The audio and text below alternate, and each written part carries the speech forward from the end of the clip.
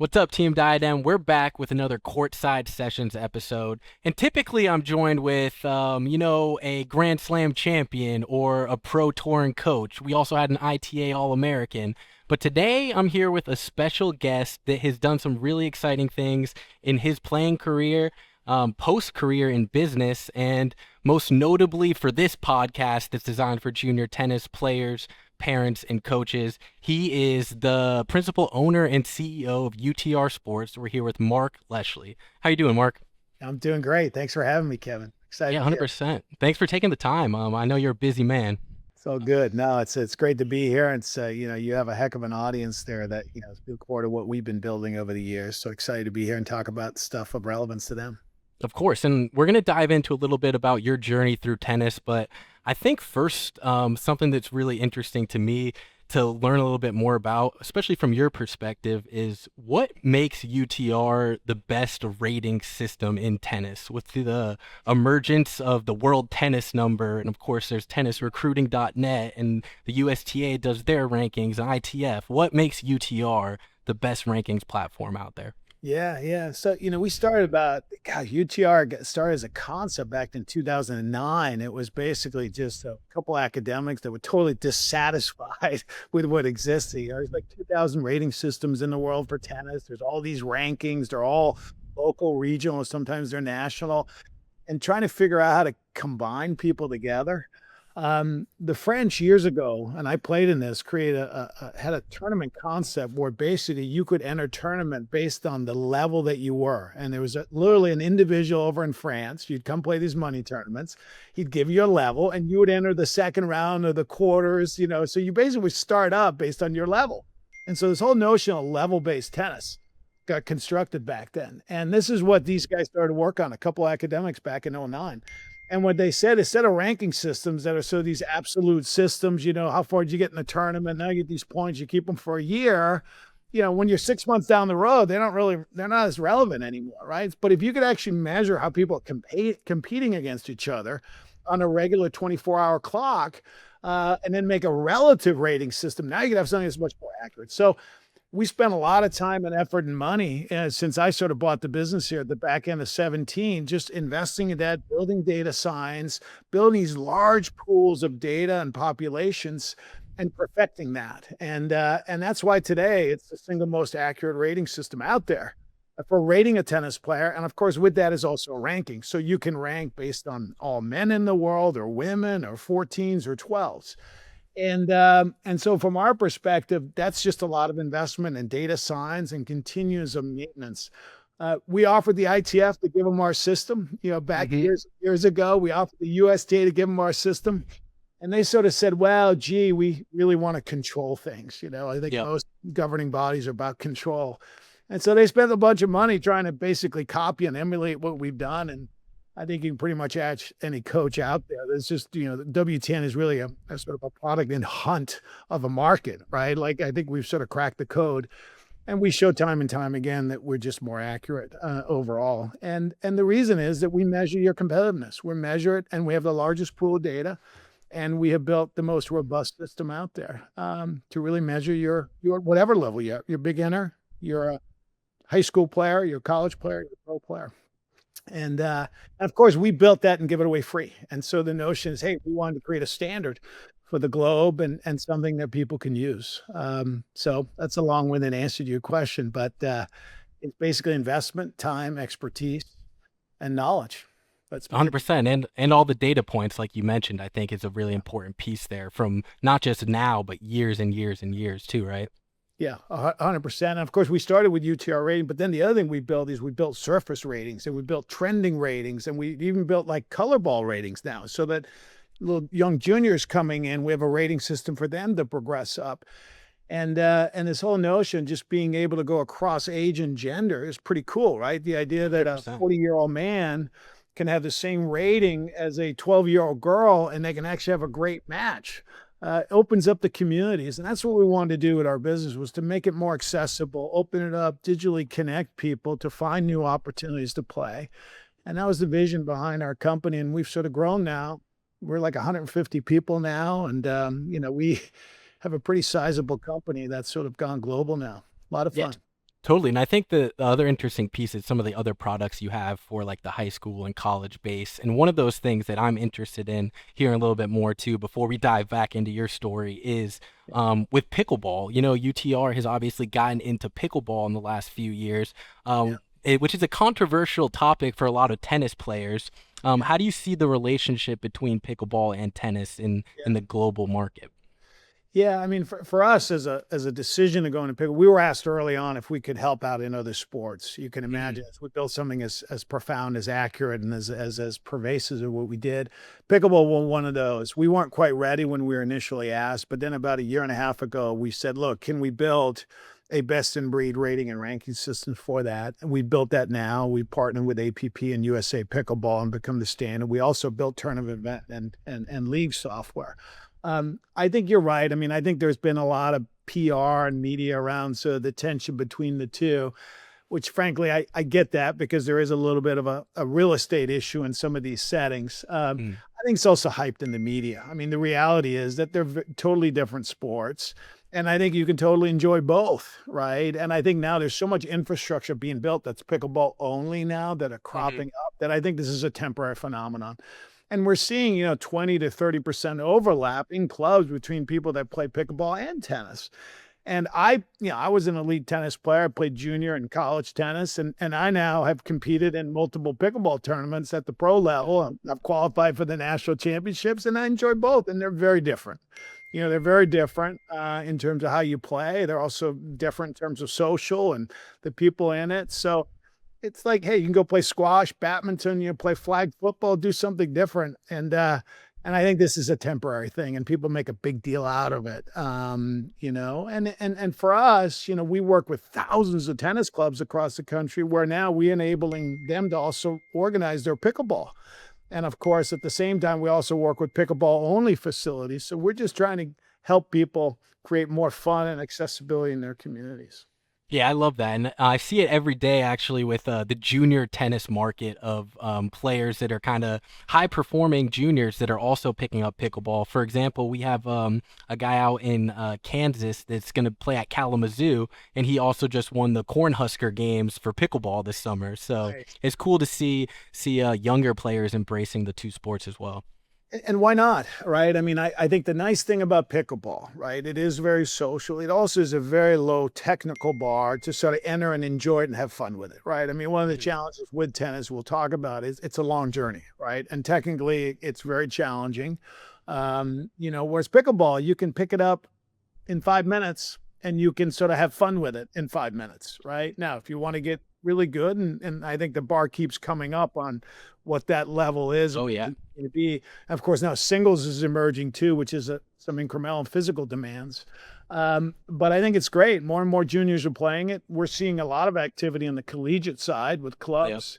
So I think the demo is sort of moving down from where it started, which was certainly an older, more retired population, to now becoming really the full gamut. 100%. And right there, you kind of touched on the journey through tennis, and it's a challenging landscape. Let's talk a little bit about where you started in your tennis career. Sounds like you started playing juniors in Denmark. Yeah, I grew up in Denmark till I was age 12. I came from a tennis family, three brothers. My dad was a very good player. He was a Davis Cup player. He was a quarterfinalist in the US Open back in 67, I think it Oh wow. was. Yeah, so I kind of grew up around tennis and had a tennis racket in my hand. Started with a wood racket. That's how old I am, Kevin. Mhm. But and then I played some juniors in Denmark. Came to the States, played Middle States. That was my section that I grew up in, and played Kalamazoo, and went on to do Mhm. that. And then I was recruited into Harvard, and played at Harvard, and played on that team there. Was able to make a big jump at the collegiate level, captained the team there and played one there, and then decided I wanted to play on the ATP Tour. Went out and did that. Got on the Danish national Davis Cup team. Blew up my rotator cuff after about a year, so I only got up to about 480 in the world. But it's just gotten into the U.S. Open qualifiers, and it was it was a heck of a journey. It was a great way to see the world. Would have loved to have played a little bit longer, but have had a phenomenal experience. In love with the game since a little kid. Yeah, it's an incredible journey. When you came to the States, did your family come with you, or did Yeah, you come we we solo? im we immigrated. My dad took a job. I grew up in Princeton, New Jersey there, Okay. and played those local New Jersey and Middle State tournaments. And yeah, so we were there as a family. What was your father's involvement in your junior career? Did he coach you? Was he there as a support beacon? Yeah. What was that kind of relationship like for you? It's interesting, right? You'd think as a father who had played at a very high level, I think they actually they'd seen in many cases people who sort of had gone down this path and were not satisfied and fulfilled with. So his view was simple. He said, "Look, I'll play with you anytime you want to play with me, but I'm not going to force you to play with me." I think on the spectrum of sort of coaching and instruction versus play, I was very much the latter. I just played. Okay. And I played with friends and I would hit balls, and I played very few junior tournaments.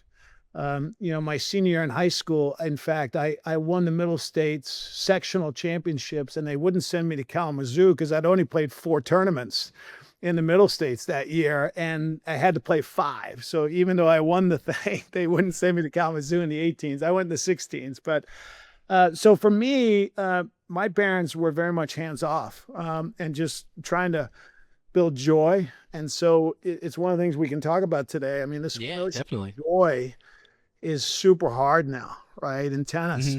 there's such demand, there's such focus early on, there's so many hours on the court. And how do you perpetuate joy? And particularly when you're a parent, coach, that is, I had 2 sons that went on. Yeah, let's touch on that real quick too before we Yeah. talk about that a little bit more. I raised 2 sons that played the juniors. They went on to play at Harvard, were recruited into Harvard. And I think this notion of trying to bring your kids into the sport, by the time my kids came around, I think the intensity of it, the amount of hours needed, the constant competition on weekends, the notion of boosting your UTR, Yep.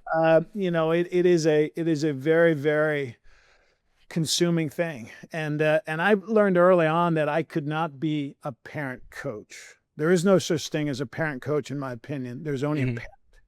I The like that. second you think that you can turn off for an hour and go from being a parent to being a coach, you're sadly mistaken. And I think the notion is that when you're coaching your kids, you're always the parent. And any what you view as being constructive criticism to help them support their game is only viewed by your kid as criticism.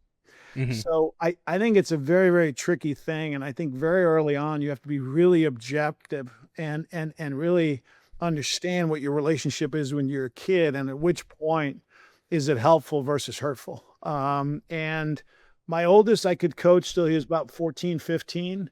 And then we had to sort of bring somebody else in. With my number 2, it was earlier. And that's really just a dynamic about at which point is this communication back and forth and getting on the court and doing more than just hitting. At which point does that become something that is not constructive and not helpful? And 100%. And when you were looking for coaches to bring in, what were you looking for as a parent? Because I think that's something that a lot of yeah, parents across the country get to that point where they need to bring in a third party. What advice do you have to find the right it is fit? it is one of the hardest things to do. I get pinged all the time about, hey, I'm looking for somebody to coach my kid. And the reality is there's so few people who are able to actually caress and harness and support and build. I think for me, number one was sort of just the continued joy of the game. So get them into an environment that was enjoyable, probably less instruction oriented and more play oriented. Mhm. I think that there tends to be too much instruction in the game and not enough just learning how to compete, and playing and enjoying the game. So I think that's a huge part of it. And then, of course, finding a way to get you into a setting, not just with somebody who can give a little bit of instruction mindset, but having a competitive dynamic Yeah, around totally. you. I think you really want so much more play than you want instruction, right? And I think the instruction is less technical and becomes more how to play the game and how to improve your game and maybe some things to work on. You're a little bit more of a whisperer as you sort of get a little further in the game, as you get into your teens, Hmm. and I think parents in general probably spend too much time getting the lesson and getting the instruction, versus, hey, is there somebody who can probably create more of a nurturing, broader environment for competitive play too. And I think it's super hard, Kevin. I wish there were some simple silver bullets on it. I also think that playing across age and gender is really, really helpful to developing a player. That's This interesting. notion that you play girls if you're a boy and you play older people as well. If you're a 14-year-old boy and all you're doing is playing 14 or 15 or 13-year-old boys, you're only seeing a certain kind of ball. The Hmm. second you play girls or even women or adults, you're going to see, you play a 45-year-old man at your same UTR level, you're going to see a harder serve. You're going to see a slice. You're going to see some things that you probably haven't seen before that will make you a better player. Having grown up in Europe, we had clubs that we had these pyramids, and Yep. essentially there was rankings for the players that was independent of age and gender. So it really was a UTR ladder, and you would play across age and gender. And I think I became a much better player because I was seeing shots that I wasn't used to seeing. And I think you start to think differently about the game. What type of mode are you in? What type of shots are you hitting? What are you trying to accomplish? And I think your tennis IQ goes up. So I think I that's think a that's huge part. yeah, I think that's really important too for players that go and play in college, where there's more of an international injection into Yeah. the landscape and the competition that you're facing too. That'll help a lot.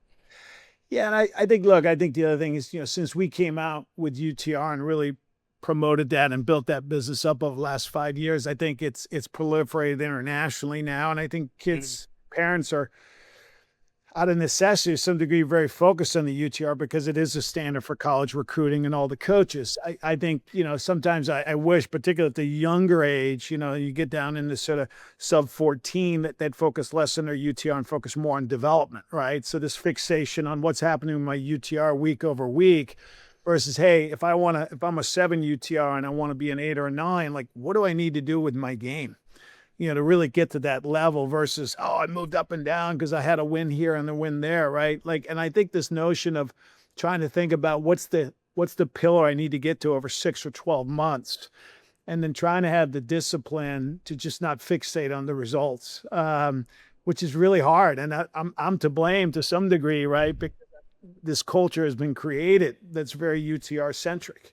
Yeah, and let's pause right there. Ladies and gentlemen, did you just hear the CEO of UTR say that when you're younger and working on developing your game, you don't need to focus on your UTR as much as you need to focus on the skills that'll take your UTR to the next level, right? Yeah. No, I totally agree with that. And I think that, when I bought UTR, we inherited UTR, we inherited 2 decimal places, we inherited some of these things. I think the whole notion of, if you're sort of 10, 11, 12 years old, focus on the holistic number, focus on what it takes. What is a player at a full incremental number in UTR2? What does their game look like? What are the shots they're able to hit? How do they think about the game? And how do you start working on that? And I think working on your game to get to that next level is often so much more important. I see so many juniors, they get on the court and they just stand there banging balls. They're not Mhm. working on anything. They're not working on how they're going to execute in matches. They're not working on patterns. They're not working on specific things that can elevate their game. They just go through the motions. Yeah, You know, intentional training is something that a lot of the coaches have talked about that have been on our podcast. Sounds like you think that that's a really important thing in development. 100%. I mean, I think the reality is that, in the end, what you should be using practice for is figuring out how to execute better when you play matches, Mhm. and you're competing. And that usually comes down to patterns. It comes down to, hey, what is the type of shots that I'm trying to force my opponent to create? And remember, there's execution of your shots, and you got to elevate up the caliber of your execution. But in the end, you're playing an opponent, and it's all about breaking down that opponent, making that opponent play worse, allowing yourself to play better. And so this very much becomes a very tactical thing against your opponent. And so it is a complicated game, but at the same time, I think this whole notion of figuring out, look, what are my strengths and how do I elevate those up? There was a great conversation I witnessed one time where I was watching Roger Federer practice, and this kid was standing next to me, and Roger is practicing, and he's hitting forehands and forehands and forehands and forehands. And he got one back and he shanked it. And this like goes on for like an hour practice. He's running around his forehand every shot, and he walks off, and the little kid goes around. He's like, Roger, like, you didn't hit any backhands.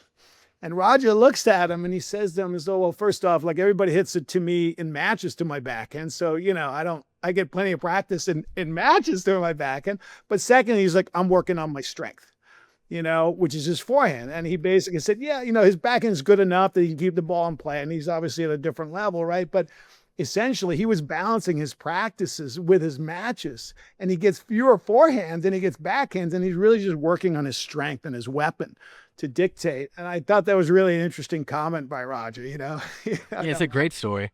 Yeah. So focus on your strength, focus on what it takes to get to that next level, focus on the holistic numbers, not the decimal places, Hmm. UTR, right? I think I that's think that's, fantastic advice.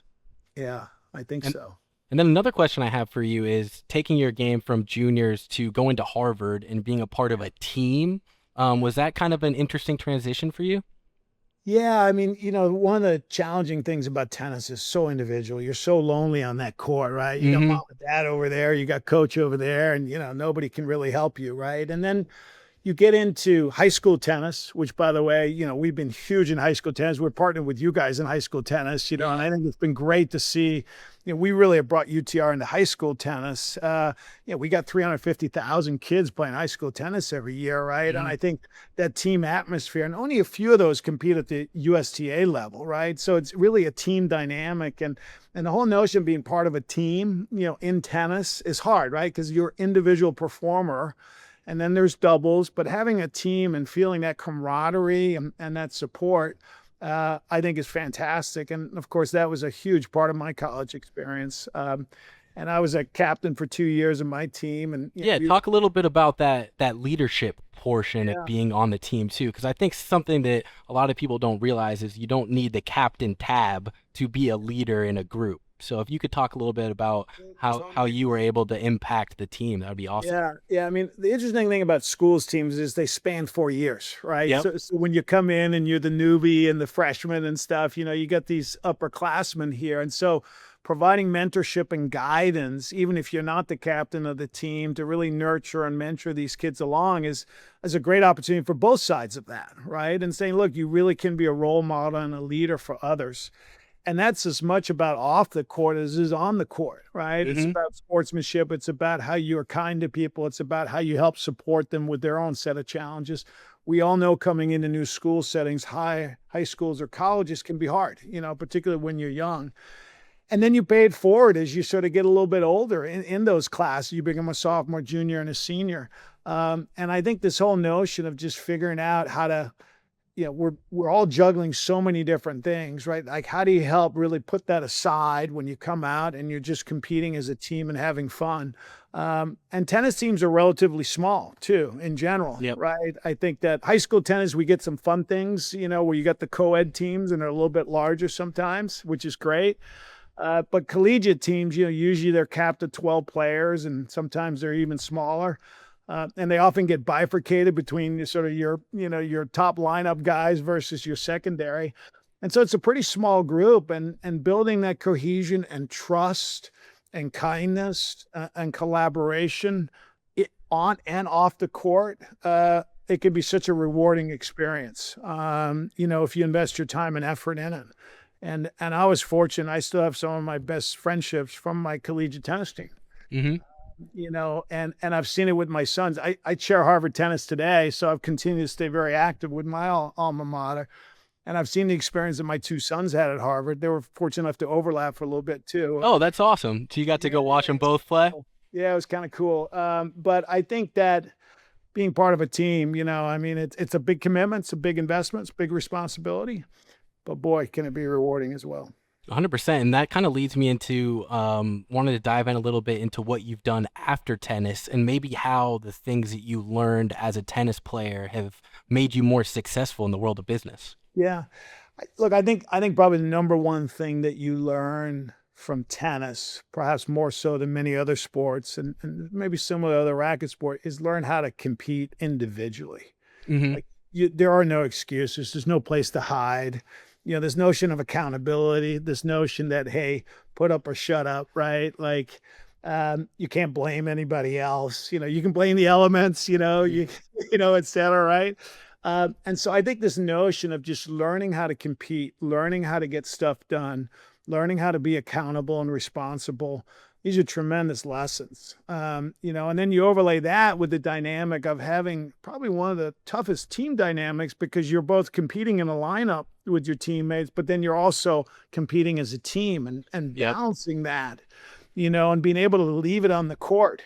You watch like the Rafa and the Rogers of the world, like they compete like crazy on the court, but then like somehow these guys, just being the seasoned professionals and wonderful people that they are, they sort of are get great friendships off the court. And I think that that's very much the part of being a member of that team. And for me, having learned how to achieve, having learned how to compete, having learned how to manage failure, lots of failure.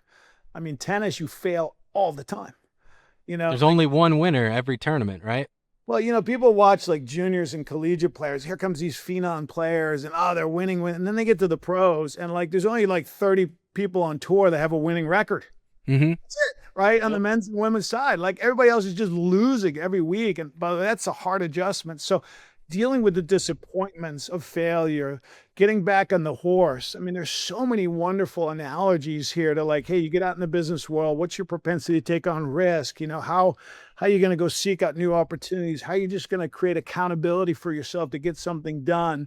How do you make yourself part of the holistic goal here, not just your individual stuff? I mean, there's so many wonderful things, at least from my perspective, I was able to bring into business that made me, fairly aggressive about just setting my own goals and getting things done. Oh, 100%. And I'd love to learn a little bit more about the acquisition of UTR and why you got involved in that platform in the first place. Yeah. So, my business background was really more in the venture capital, private equity world. And so as an investor in new technology companies and the like, and then I made a conscious decision. I was fortunate enough with my career that I could think about, taking a new journey and sort of reinventing myself. And I got very interested in this interface of sports, media, and tech. I became an owner and a founder in a couple of different sports things, Professional Fighters League, MMA, I co-founded. I became an owner in Los Angeles Football Club and MLS. I did something in esports. So I was sort of dabbling in different things. And then I always wanted to do something in tennis. And the problem with tennis was massively fragmented. I look at buying an ATP, a WTA event. It just wasn't that interesting from a business perspective. And I didn't feel like I could have an impact. And that's when I came across UTR because, frankly, my kids were engaged in that. And then my former coach, Dave Fish from Harvard, had actually been helping them. And they said, gee, Mark, do you want to invest in this? And I said, no, I didn't really think it was a product or an opportunity at the time. But I said, but look, let me think about how to maybe create something different and more interesting out of this.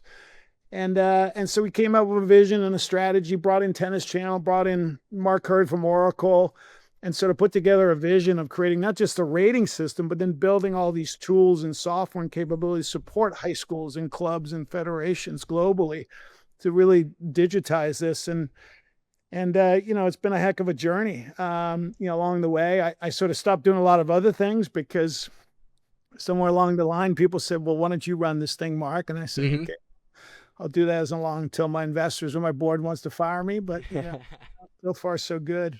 And it's been a heck of a journey, and then COVID hit. That was super interesting. And I was sort of sitting over here. I said, well, maybe we could do something in pro sports, because it was gone. We created these really cool events back in May of 2020. You may remember them. We had them in Florida, actually. We did it in a guy's backyard, running 4 top men one weekend, 4 top women the next weekend. We put it on Tennis Channel, all the RSNs, 130 million. It was the first organized pro sports back on TV. And that led us into creating UTR Pro Tour, where starting in January now, we're going to do 450 events in 30 countries around the world. We're going to stream it on Amazon. We're going to run 20,000 matches. We're going to pay $10 million in prize money each year for aspiring young professionals that want to make that journey. And so we sort of built something out of scratch, which, on the one hand has been super fun and rewarding. And I think it also speaks to the need in the sport, right? Yeah, In fact, I was going to ask about that a little bit because I know you guys are involved in the pro tennis world, especially with the lower ranked players who often don't get the opportunity to compete and wouldn't in most cases without what you guys do. How much of your mission is to support those players? Yeah, I mean, we never intended to be in professional sports, right? Yep. We were sort of more grassroots, getting communities connected, college recruiting, get through that. But then this sort of emerged, and we said, look, we can add value here, and we created that. We're in our 4th year now of having established a pro tour. we decided, we're not here to compete with the slams or the ATP or the WTA, but the ITF, having been on the ITF myself, is probably the Yep. single most miserable experience in tennis, right? Like Hmm. the fact that you have to go on to an ITF tour, whether it be junior or pro, you got to travel the world, you got to accumulate these points forever, in order to get high enough in the ranking to get into bigger tournaments. The qualifiers on these things, I back when I played what they call satellites. They were sort of 4-week tourneys in a region. Oh, okay. The experience was really cool because you got to know these guys and that you're on tour with, but it was miserable, right? In terms of just the longevity of how long it takes to get up. With our tour, it's purely based on UTR. So if you come out of college, you got a UTR, it's a meritocracy. You can go right into our tournaments and you can play for Hmm. 25 grand. All of our tournaments are 25 grand. So like that's the high end of the ITFs, right? So we give you more matches because we do round robin and a playoff. So more prize money and more matches. And as a result, we're really supporting these players to be able to pursue that journey. We've been talking to the ATP and the WTA forever to try to get points in our systems. The politics are pretty severe, as you can imagine, right? Hmm. But I think, I think over time, we've just continued to build this. We'll see whether the dynamics at work in the largest sport, we hear the Saudis are circling and the slams are, Yeah. we'll see where all this ends up. But the point is, it could be better, right? The pathway for players could be better. It could be more merit based. It could be more economical. It should be a quicker journey to try to get to play out your hopes and your dreams than what exists today. 100%. And something we'll switch back from the pros to the high school. Something that was interesting for me earlier this year is I got to go to the Kentucky High School State Championships and the New York High School State Championships. Both of them use Diadem balls and the UTR software and the programming to run those events. What's kind of your mission on the high school side of things? Yeah, so we love our partnership with you guys, right? And I think the notion of getting into this high school space and making it relevant, right? Like Hmm. so much of high school was disjointed and disconnected. The fact that you can now play high school matches, you can become rated, you can get connected. The high school matches matter. We now have rolled out across all 50 states. We have somewhere around 30 of the states are either requiring or recommending or mandating sort of use of UTR. So we really have proliferated out across all the high schools and that space and supporting the kids there who are just getting joy out of this and connecting them. And then post high school, whether they want to go, do recreational in college or do a club thing in college or even compete on a team or for that matter, something else. The fact that we're supporting them in the sport and we're giving them something that makes the experience a little bit better. That's been super rewarding, And for us, it's not about monetizing a high school or that or Hmm. that. It's really about creating our vision and our mission is to digitally connect this community so that as we go on in the years to come and the decades to follow, we continue to support and elevate the sport, which, is under a lot of pressure from a lot of different forces. And high school tennis is great. I mean, Oh, I the team love it. dynamics, the Hmm. energy. I mean, like going to high school championship, like it's like going to like the NCAA championship. These Oh, kids, yeah. Same vibe. the smack talking is unbelievable. Hmm. The fist pumping. It's a lot of fun energy. 100%. Are there any other of the UTR products that you think are particularly interesting on the tennis side of things? There's junior team tennis, a few other things also. Yeah, I mean, what we basically have done is we obviously built this platform, but the most important thing we've done on that platform, we've made it super easy for anybody in any environment, club, high school, college, federation to use our tools, right? So if you want to run junior circuits, you want to run just match play on the weekends, you want to run camps, you want to run clinics, you can use our software, right? And I think, and for the most part, our software is free. So it just allows people to say, look, how can I use this to optimize? We also understand that, hey, look, in order to connect to tennis players, you usually have people that are the activists and the organizers, and helping them was something we learned early on we had to do because the infrastructure really wasn't being supported in tennis. Hmm. And so now we do flex leagues and we do junior circuits and, we have collegiate circuits, and so we basically either we've sort of tailored the product to lead the way, or we basically have given people the tools to say, whatever creative thing you can come up with, we give you the tool set to go do it. Yeah, that's awesome. It's really unbelievable what you guys have been able to do, and I'm curious if you have any insight on maybe the future of UTR and maybe tennis in general. What do you see coming in the next few years, in the next 10 years that could revolutionize the sport? Yeah. Look, I think the sport is going to continue to have its different set of pressures, right? As this Mm. next generation comes along, I think the sort of the notion that everybody's digitally connected, the Yep. ease with which you can tap into experiences, right? And I think tennis is a hard sport to learn and get really good at. And I think we need to find continued ways to innovate and support that community. When people love tennis, they love tennis and they stay with it. But we still have a huge drop off of people who get introduced into the game and don't stay with it because it's too hard, right? Like it's rare that you travel with your tennis racket to go to a new town because like you bring your jogging shoes and now you're probably even starting to bring your pickleball paddle, to be Oh honest. yeah, But definitely. like this notion that we can continue to make this a healthier community, support these organizers out there, find ways to make life easier for them to be healthy as organizations and organizers. So I think in the end, we have most people in tennis just play recreationally. And the more we can connect them and support them in their mission to get connected into other communities, to meet up with others, the more we make the sport more social. It's not about competition. It's about connectivity and joy of the game. I think that's really the mission that we're on and super excited about. And you'll see us do that in other sports now, including pickleball, which has sort of been the next big one for us. That's awesome. And, I think we could probably go all day, but we're going to have to wrap it up here. I think one thing that really stood out was your points on joy in tennis. And it's clear that you are taking the same approach on the professional side as you develop UTR. And with just life in general, it seems like you're a pretty joyous guy. So I just Yeah, want if I can leave the parents with one thing, like the yeah, most please. important thing for parents with their juniors is that if your kid is not really enjoying the experience, forget it. Like Mhm. it is too long a journey. It's too hard. I see too many kids that go through the junior stuff. They grind through the USTA stuff, which generally is not a fun experience. And they get to college and they're kind of burnt out. Or they get to the back end of high school and they're burnt out. Like make sure your kids has joy in the experience, whatever that takes, and understand that in depth. Because A, they'll be a better player, and B, they'll stay with the sport. And if they're not enjoying it, it's not whether they're going to quit, it's just when they're going to quit. Um, and uh, and then remember, you're always a parent, Yep. always a parent.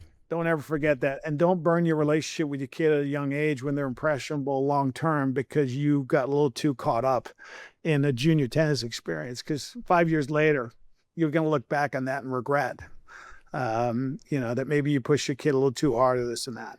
100%. I think that's a great model. And again, really, really thank you for taking the time to talk Pleasure. with me Thanks for having today, me. and for all the people that are listening too. That's another episode of Courtside Sessions. There'll be more coming your way.